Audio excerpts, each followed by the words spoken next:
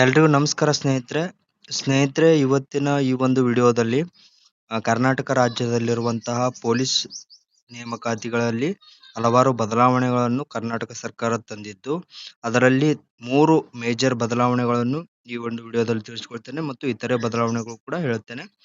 ಅದರಲ್ಲಿ ಮೊದಲು 3 ಮೇಜರ್ ಬದಲಾವಣೆಗಳು ಯಾವುವು ಅಂತ ನೋಡ್ಕೊಂಡು ಬರೋಣ.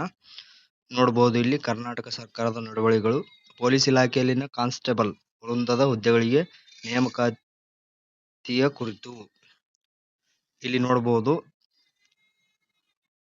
ಮೊದಲನೇದು ಮೇಜರ್ ಚೇಂಜಸ್ ಏನಪ್ಪಾ ಅಂದ್ರೆ civil police constable men and women including wireless and FBV for direct recruitment.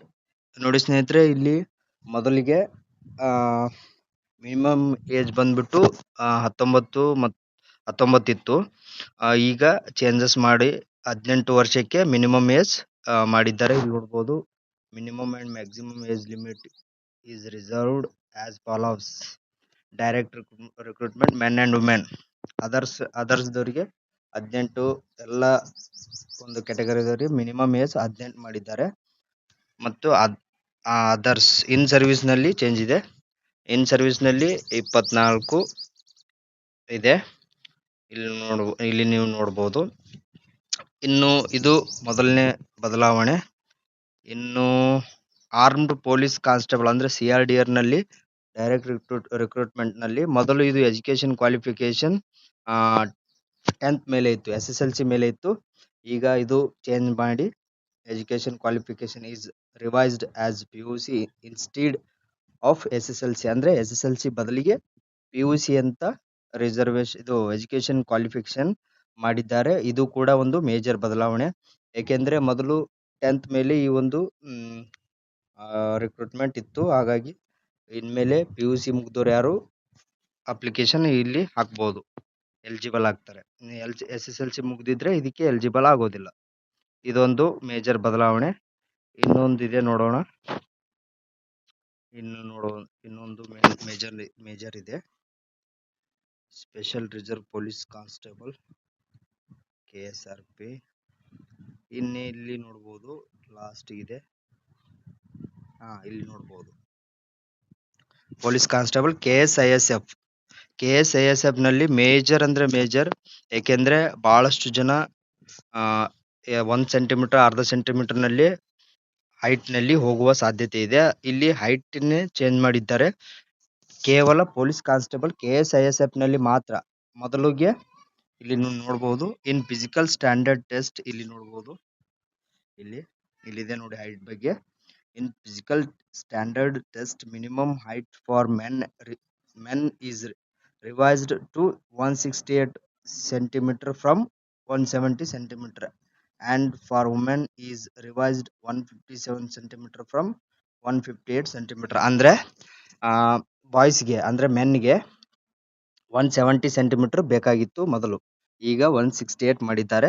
ಇನ್ನು ಮಹಿಳೆಯರಿಗೆ, ವುಮೆನ್ಗಳಿಗೆ 158 ಬೇಕಾಗಿತ್ತು, ಈಗ 157ಗೆ ಚೇಂಜ್ ಮಾಡಿದ್ದಾರೆ. ಇದು 3 ಮೇಜರ್ ಬದಲಾವಣೆಗಳು ಸ್ನೇಹಿತರೆ. ಈ 3 ಬದಲಾವಣೆಯಿಂದ ಕೆಲವೊಂದು ನಿಮ್ಮ ಒಂದು ರಿಕ್ರೂಟ್ಮೆಂಟ್ ಕೂಡ ಬದಲಾವಣೆ ಆಗ್ಬೋದು. ಹಾಗಾಗಿ ಇದು ನಿಮಗೆ ಮಾಹಿತಿ ತಿಳಿದಿದ್ದು ಇಷ್ಟ ಆಯ್ತು ಅನ್ಕೊಂಡಿದ್ದೇನೆ. ಇನ್ನು ಸ್ನೇಹಿತರೆ, ಬಹಳ ಜನ ಕೇಳ್ತಾ ಇದ್ರಿ ನೇಮಕಾತಿ ಯಾವಾಗ, ರಿಕ್ರೂಟ್ಮೆಂಟ್ ಯಾವಾಗ. ನೋಡಿ ಸ್ನೇಹಿತರೆ, ಈಗಾಗಲೇ ಹಲವಾರು ವಿದ್ಯಾರ್ಥಿ ಸಂಘಟನೆಗಳು ಆಗಿರ್ಬೋದು, ಹಲವಾರು ವಿದ್ಯಾರ್ಥಿಗಳು, ಕೋಚಿಂಗ್ ಸೆಂಟರ್ಗಳು ಮತ್ತು ಇತರೆ ಹಲವಾರು ವ್ಯಕ್ತಿಗಳು ಹೋಗಿ ಮನವಿ ಮಾಡಿದ್ದಾರೆ ಸರ್ಕಾರಕ್ಕೆ.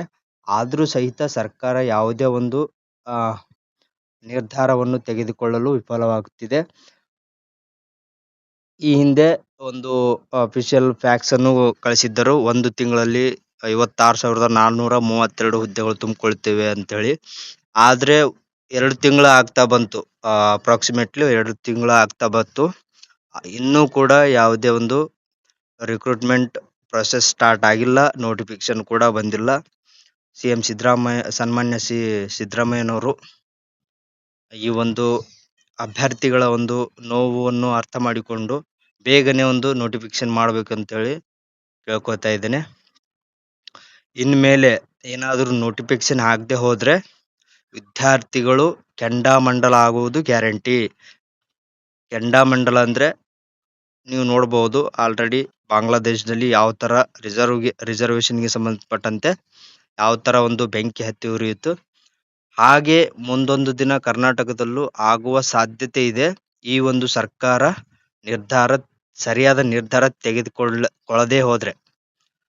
ಅದಕ್ಕಾಗಿ ಯಾರು ಕೂಡ ಇನ್ನೂ ಕೂಡ ಸಮಯ ಇದೆ, ಎಲ್ಲರೂ ಓದ್ಕೊಳ್ಳಿ ಅಂತ ಹೇಳ್ತಾ ಈ ಒಂದು ವಿಡಿಯೋನ ಎಂಡ್ ಮಾಡ್ತಾ ಇದ್ದೇನೆ. ಎಲ್ರಿಗೂ ನಮಸ್ಕಾರ, ಧನ್ಯವಾದಗಳು. ಜೈ ಹಿಂದ್, ಜೈ ಕರ್ನಾಟಕ ಮಾತೆ.